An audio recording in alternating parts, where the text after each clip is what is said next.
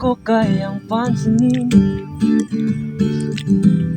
Pangit ba ko sa iyong paningin? Ano bang mayroon?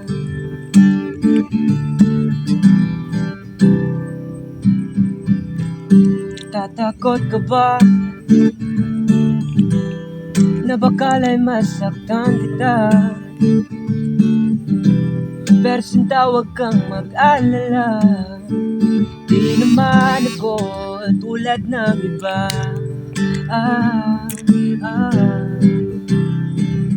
Wala man ako magagarang kotse, wala rin akong perang marami, pero ang kaya kong ibigay ay ang puso ko.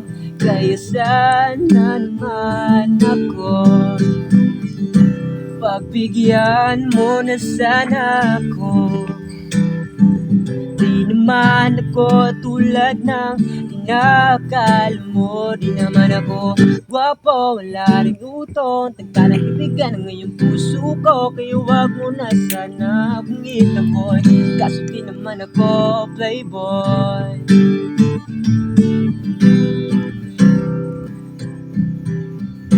Bago sa FB nung nakita ko larawan mo, akala ko akin at nananaginip lang ako. Kaya dali-dali at inad na rin kita, tutok lang isang saglit at ako'y inaksip mo na nakituwa. Binigay yung mata, sobrang ang saya. Agad ako nag-chat sa'yo para mapansin mo na nagiging kaibigan tayo. Mabilis ang pangyayari, kaso lang na naghiya yung ang feelings ko sinabi. Sabi ko gusto kita, pinaglagay-lagay pa, kasyong may tumanggi pa, kasyong may lalaban pa. Mga balibal na hindi naman totoo, pako'y manuloko ka, tas sinungaling daw ako. Pagbigyan mo na sana ako.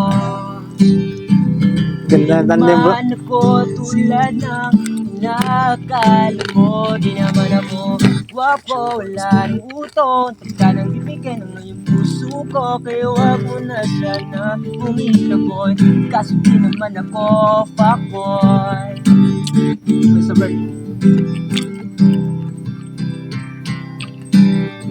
nararamdaman ba ito? Sa tuwing nakikita kita, ako'y napapahinto, ako'y natataranta at kinakabahan. Sa tuwing dadaan ka sa aking harapan, di ko maintindihan kaya't lumapit sa'yo at mula kong makausap, nervous ako at wala nga nang bigla ang aking kapa. Nang may nakita ko dali sa iyong mahabang mukha, natipa, kilala ka, inabutan yung kamay hanggang sa pag-uwi. Tayo ang makasabay, masayang nagpupulitan hanggang magkukwentuhan, at kahit kailan hindi ko to malilimutan. Pagbigyan mo na sana ako.